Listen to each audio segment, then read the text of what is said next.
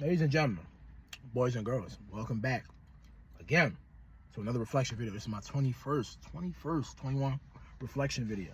And this is going to talk about intuition and instincts, following them, learning from them, trusting them, believing in them, having faith in them. Now, let me start with this, because your intuition can be wrong, your instincts can be wrong.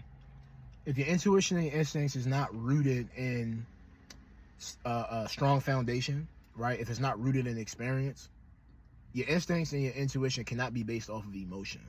It cannot be based off of how you feel, and what you're thinking at the time. It has to be rooted in a strong foundation. Why? Because people trust their instincts and their intuition all the time, and it ends them up somewhere they don't want to be. They end up somewhere they don't want to be, right?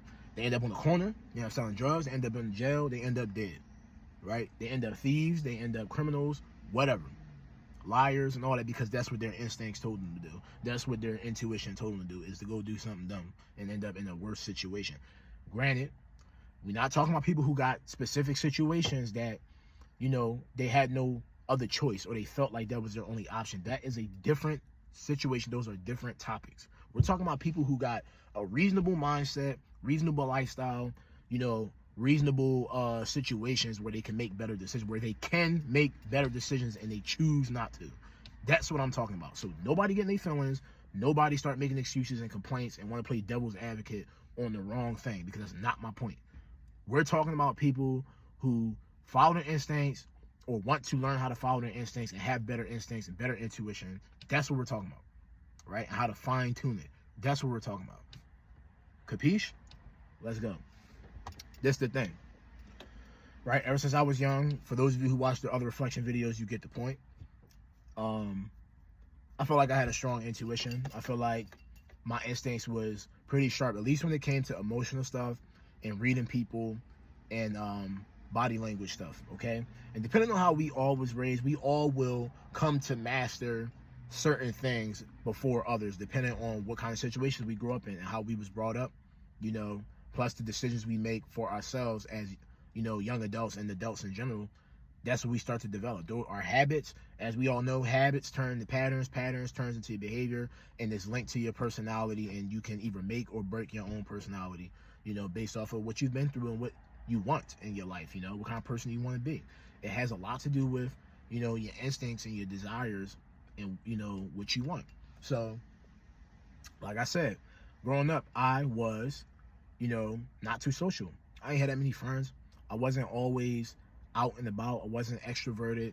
I had my phases and my times and my moments where I talked to a lot of people. I was social. I was out there. I got a lot of attention. I made people laugh. I did those things, but more often than not, I was and I felt alone.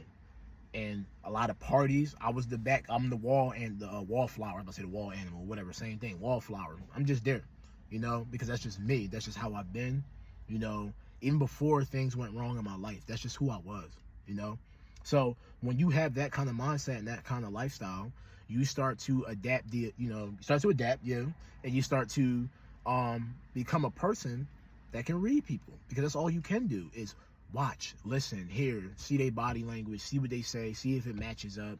That's all you can do, because you're not in the mix.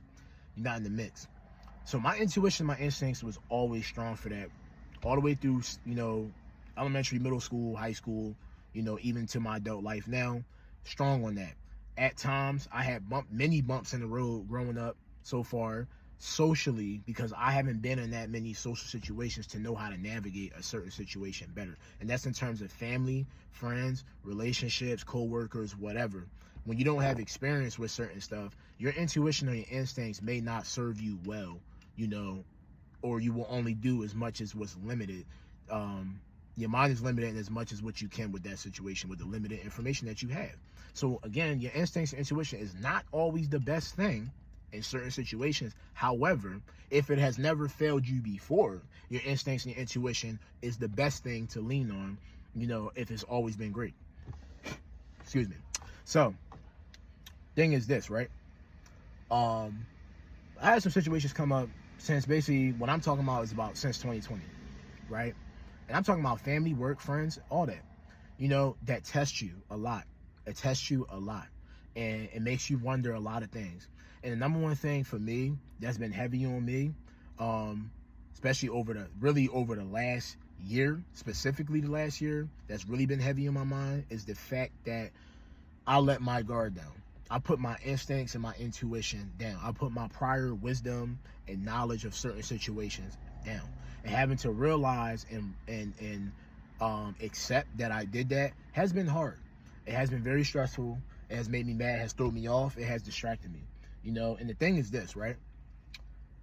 Life is already hard as it is. Making decisions in life is already hard as it is. Now, what's worse than making hard decisions? Making a decision and then realizing you could have made it better, right?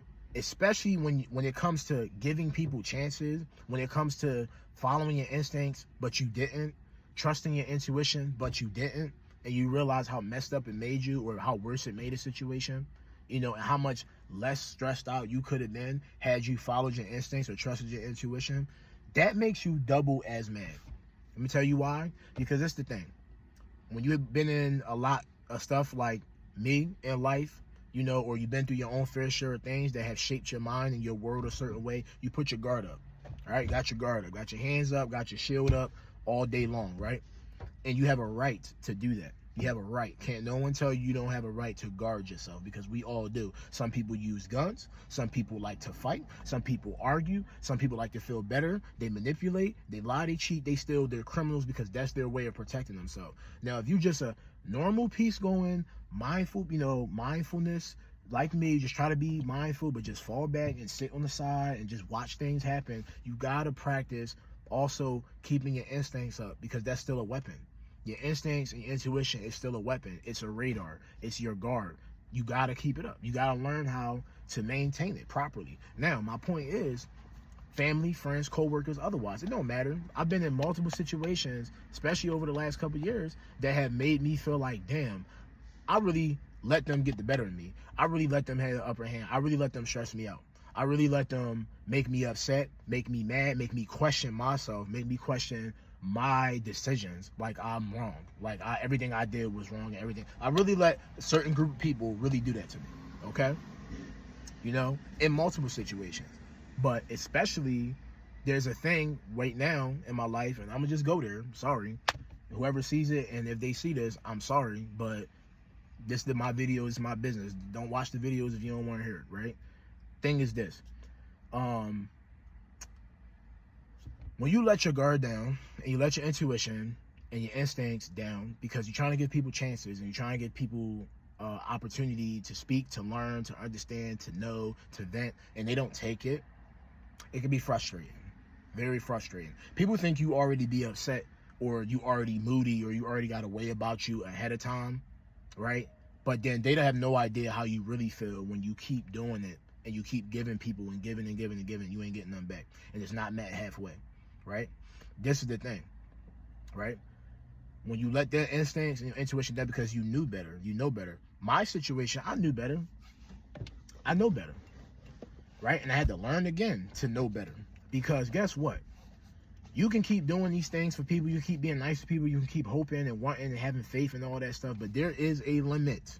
There is a limit to how much you can let your guard down, just as to how much you can put your guard up.